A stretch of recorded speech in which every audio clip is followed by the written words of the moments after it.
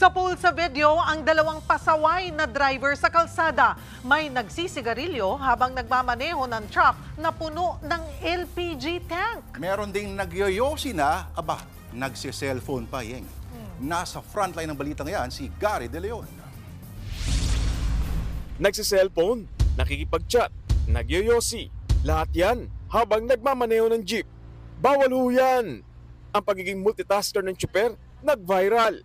Nabahala kasi ang kanyang mga pasahero. Kwento ng uploader, hindi nila magawang sitahin ang driver sa takot na pababain sila nito. Dagdag pa niya, bago niya kunan ng video ang driver, tila nakikipagkarera pa umano ito sa bilis niyang magpatakbo. At nang may pumara, bigla ng pagpreno nito, kaya halos tumilapon daw sila sa harapan. Ipinadala na rin ng uploader ang video sa mga otoridad. Wala pang pahayag ang LTFRB at LTO tungkol dito. Pero ang DOTR, nagkomento sa mismong post at sinabing inendorso na ito sa dalawang ahensya. Sa San Fernando, Pampanga naman, nakuha na ng isang driver ng truck na naninigarilyo habang nagmamaneho na may kargang mga tangke ng LPG.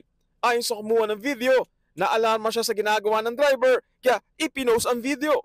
Patungo raw noon sa refilling station ng truck para kargahan ng laman ng mga tangke. Agad namang umaksyon ng kumpanyang pinapasukan ng driver.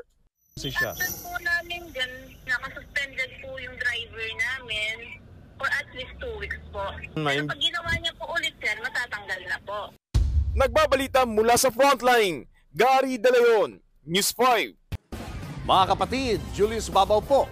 Para sa komprehensibo at makabuluhang balitaan at talakayan, mag-follow at mag-subscribe na sa social media pages ng News 5.